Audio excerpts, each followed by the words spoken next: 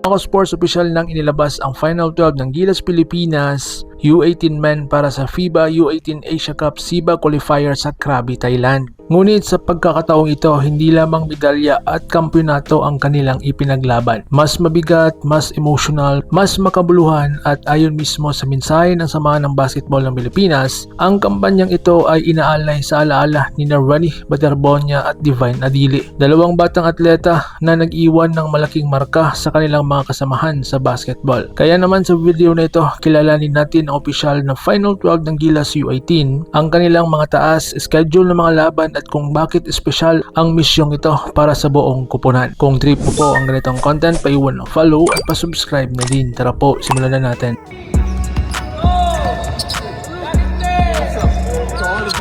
Mga sports, ang mensahe ng SBP, playing for something bigger than the game. Ito ang naging mensahe ng Samahan ng Basketball ng Pilipinas kasabay ng pag-anunsyo ng Final 12 roster. Sa kasulukuyan ay nagluluksa pa rin ang Philippine basketball community sa pagpanaw ni Renny Baterbonia at Divine Adili. Ilan sa mga manalarong bumuo sa kasulukuyang Gilas U18 ay naging teammates pa at kaibigan ng dalawa. Nagkasama sa training, nagkasama sa mga torneo at nagbahagi ng parehong pangarap na balang araw ay maisuot ang Gilas jersey. Kaya para sa mga batang ito, ang bawat laban sa Thailand ay magiging pagpupugay sa kanilang mga kaibigan. Dito na po ang Final 12 roster ng Gilas Pilipinas Under 18 Men. Unang-una si Ethan Aguas na may taas na 6'4".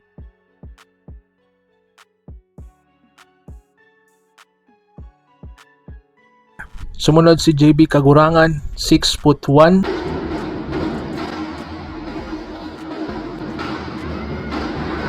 Sumunod si Prince Carino, 6'4". Next si Andrew Chu, 6'1".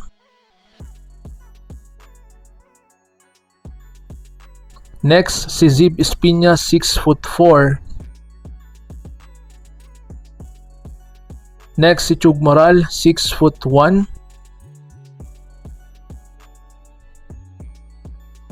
Next si Patrick Pasino, 6'6".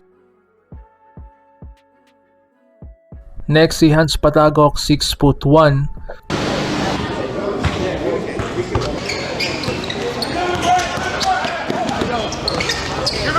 Next si Luis Razon, 6'2".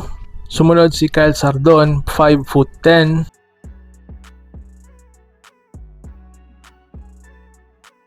Next si Joaquin Tobera, 5'10". Waits for Garcia. Tobera open!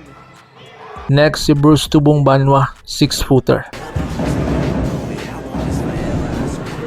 Mapapansin na kahit wala silang sobrang tangkad na 6'8" o 6'9" prospect, balanse naman daw ang kanilang lineup. May sapat na laki sa frontline, may bilis sa backcourt at may mga versatile players na kayang maglaro sa iba't ibang position. Isa sa mga dapat abangan ay si Patrick Pasinos na siyang pinakamataas sa kupunan na may taas na 6'6". Kasama rin ang mga versatile forwards na sina Ethan Aguas, Prince Carino at Zib Espinas na pawang may taas na 6'4". Ang mga schedule ng Gilas U18 narito po ang schedule sa Krabi, Thailand, ating uulitin. Sa June 10, Gilas Pilipinas versus Vietnam, alas 2 ng tanghali. June 11, Gilas Pilipinas versus Singapore, 4:30 p.m. Next, June 12, Gilas Pilipinas versus Thailand, 7 p.m. Tatlong magkasunod na araw, tatlong laban at walang pawang para sa pagkakamali. So ngayon, mga posibleng susi sa tagumpay. Para sa maraming observers, mahalagang makuha agad ng Gilas ang panalo laban sa Vietnam. Kapag nagawa nila ito, tataas ang kanilang momentum papasok sa laban kontra Singapore. Ngunit para sa marami,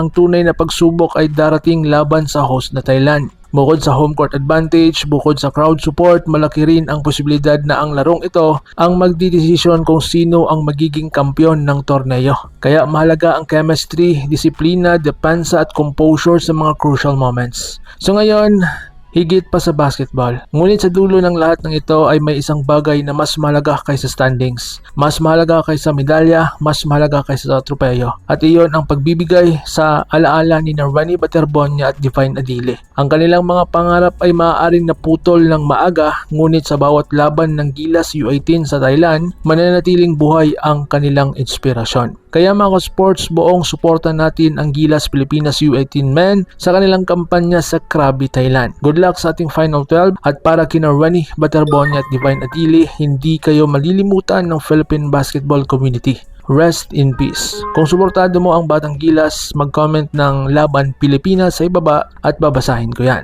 And of course, huwag kalimutang mag-like, subscribe at pindutin ang notification bell para sa susunod na Gilas updates. Laban Pilipinas, puso, so paano? Ingat po kayo. God bless us all.